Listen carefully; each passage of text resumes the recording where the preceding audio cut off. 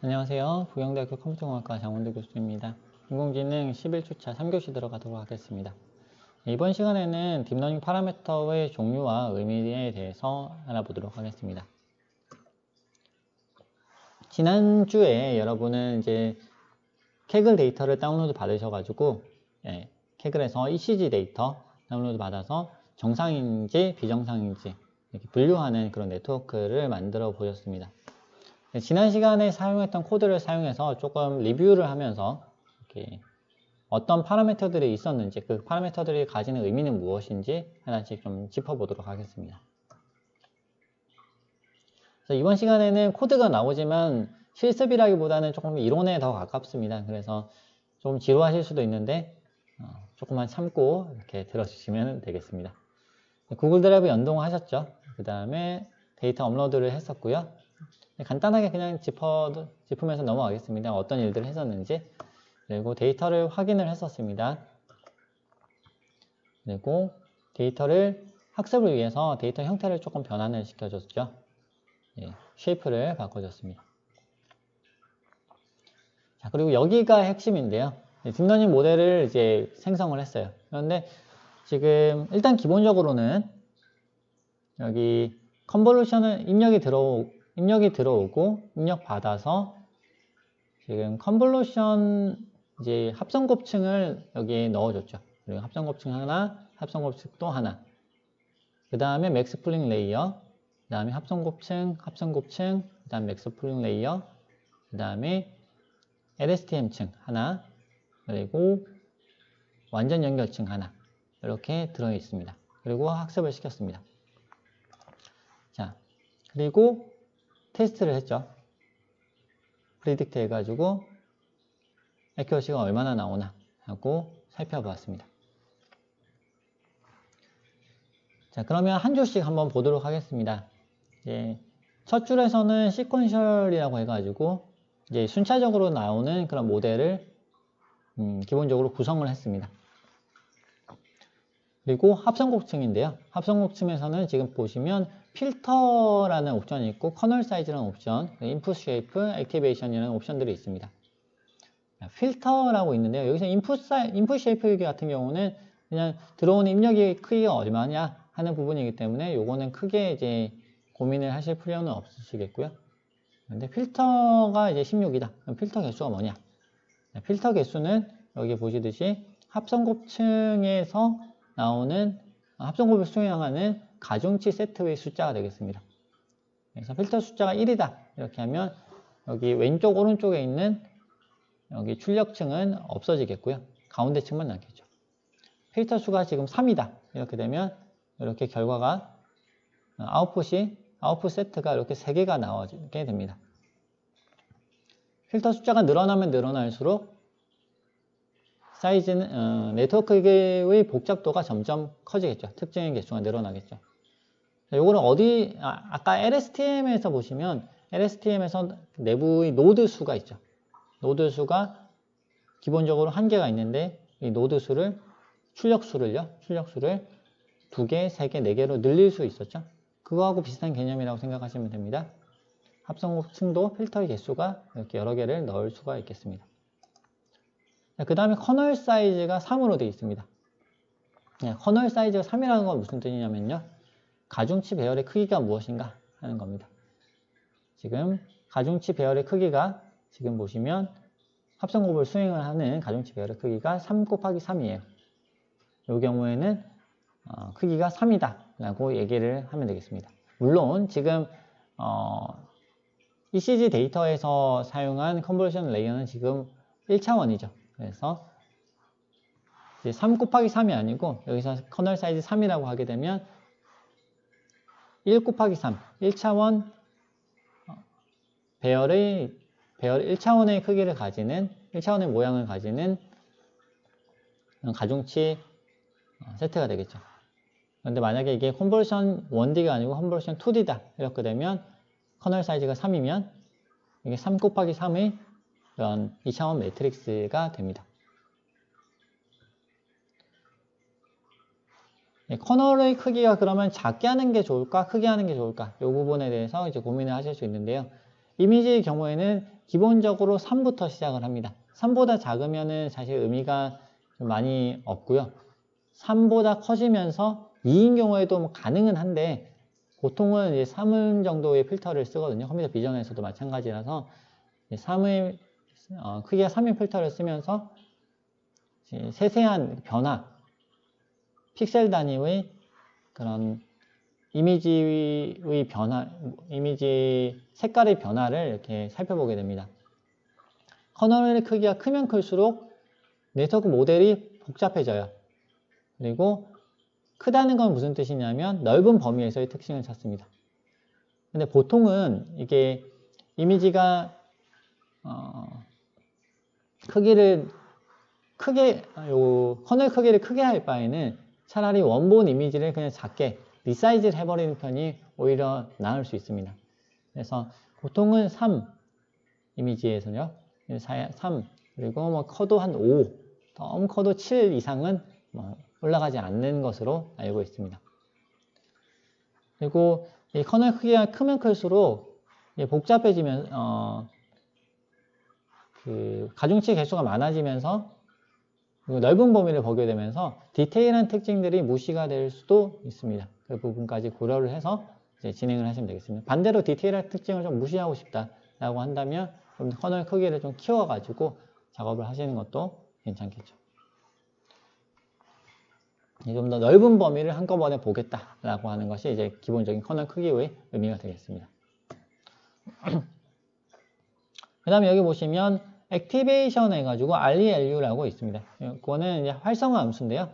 활성화 함수는 각 층의 출력 값을 특정 범위로 제한하는 그런 의미를 가지고 있습니다. 출력이 곱하고 더하고 하다 보면은 값이 뭐 3, 4, 5, 6, 10, 20, 35 무한대로 올라갈 수도 있거든요. 그런데 그렇게 되면 층별로 이렇게 나오는 출력의 크기가 너무 차이가 나게 되면 혹은 너무 커버리게 되면 학습이 잘 이루어지지 않을 수 있기 때문에 출력값을 특정 범위로 제한하는 작업이 꼭 필요합니다. 그래서 보통은 예전에는 시그모이드 함수를 많이 썼었어요. 이렇게 생긴 함수인데요. 이건 지금 보시는 이 함수는 사실은 이제 하이퍼볼릭 탄젠트 함수예요. 이렇게 0을 기준으로 해가지고 마이너스 2 정도로 해가지고 되면 넘어가면 1에 가까워지는 이런 함수가 되고요. 그 외에 이제 시그모이드 함수도 생긴 건 비슷하게 생겼어요. 이렇게 1에 수렴하는 요 기울기라든지 기울기가 약간 달라지는 것 외에는 거의 유사합니다. 그런데 최근에는 이제 보통은 대부분 ReLU를 쓰고 있습니다. ReLU 같은 경우는 0을 기준으로 해가지고 0보다 작으면 0, 0보다 크면은 그냥 그대로 액티베이션을 하는 그런 함수를 쓰고 있습니다. 요 ReLU를 써서 얻는 이득 중에 하나는 백프로파게이션으로 학습을 시킬 때 그 학습의 그 효율이 올라간다. 뭐 이런 이유로 그런 이점이 있습니다. 그래서 ReLU를 써서 더 많은 좋은 결과들이 얻어졌고요. 그래서 요즘에는 대부분 ReLU를 쓰는 것이 대세다. 이렇게 이해를 하시면 되겠습니다. 자, 그리고 맥스 풀링 레이어가 들어가는데요. 맥스 풀링 레이어에서 풀 사이즈하고 스트라이드라고 하는 옵션이 있습니다. 자, 아까 합성 곱층을 통해 가지고 결과가 아웃풋이 나왔어요. 그런데 필터 숫자가 늘어나면서 이 특징의 숫자가 너무 많아지게 되는 거죠.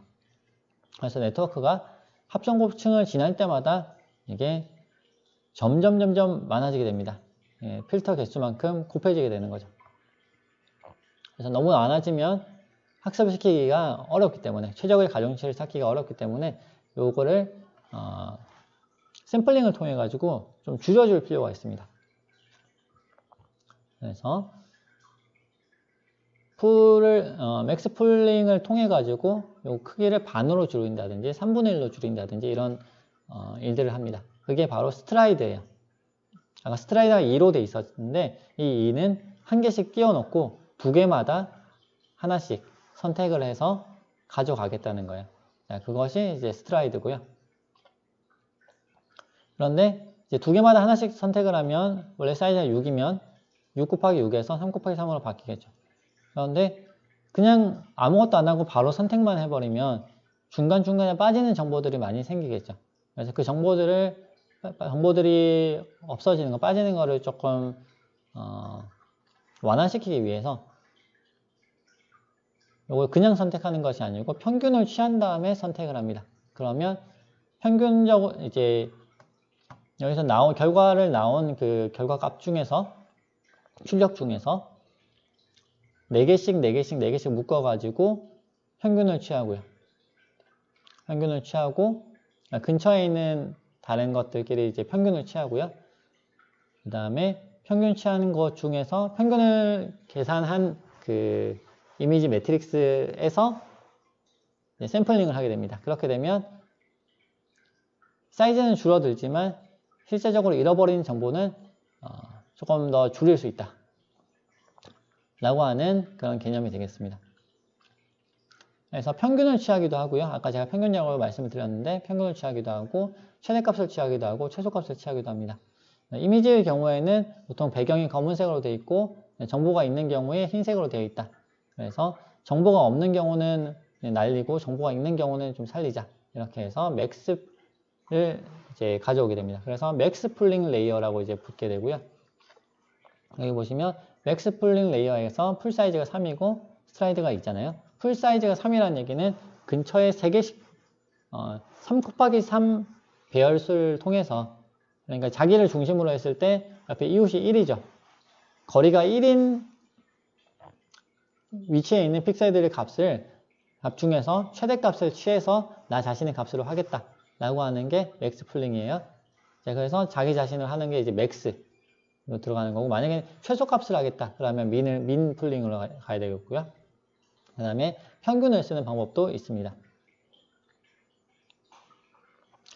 그리고 그 다음에 스트라이드가 지금 2로 되어 있는데, 스트라이드가 2로 되어 있다는 거는 맥스 값으로 해서 전체적으로 이걸 취한 다음에 그 다음에 2개 단위로 해서 한 개는 선택 안 하고 그 다음 줄은 선택하고, 한 개 선택 안 하고 그 다음 줄 선택하고, 이런 식으로 가겠다라고 하는 게 스트라이드가 2라고 하는 뜻이 되겠습니다.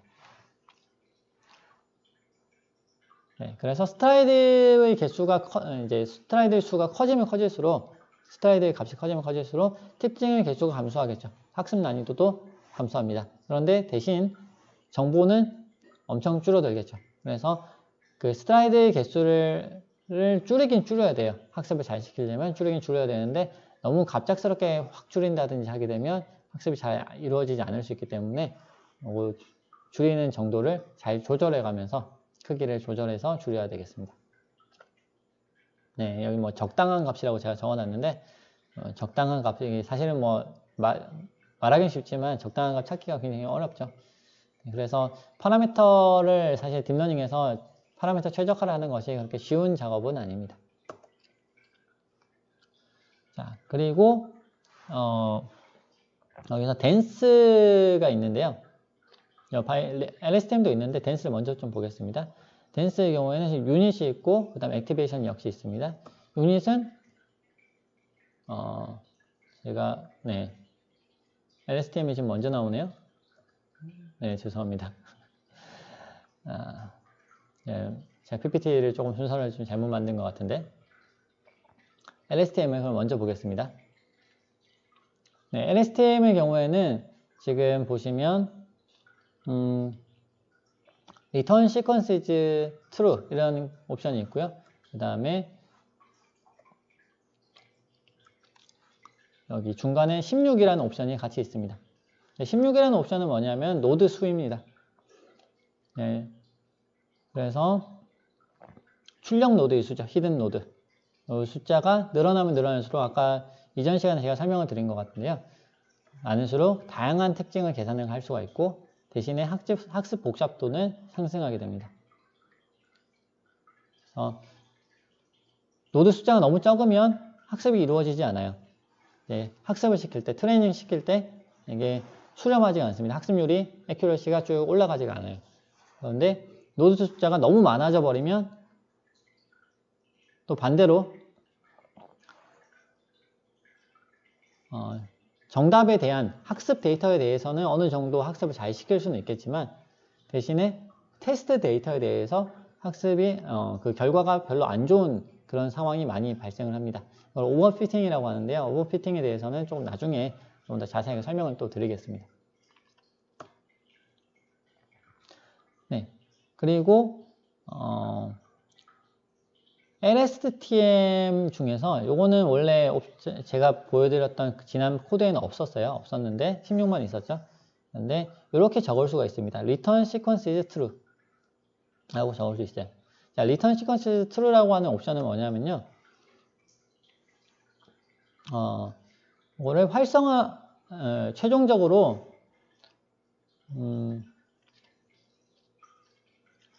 뭐라고 하죠? 출력을 시퀀스 투 시퀀스로 할 것인가 혹은 시퀀스 투 1으로 할 것인가 그거를 얘기를 하는 거예요. 그래서 return sequence is가 true이면 sequence to sequence라는 얘기고요. 이게 false면 sequence to 1이라는 얘기입니다.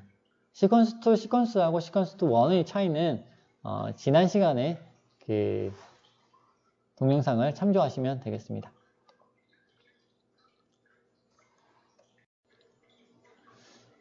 한참 설명을 드려보니까 어느새 시간이 많이 지났네요. 네, 잠깐 쉬었다가 계속해서 수업 진행하도록 하겠습니다.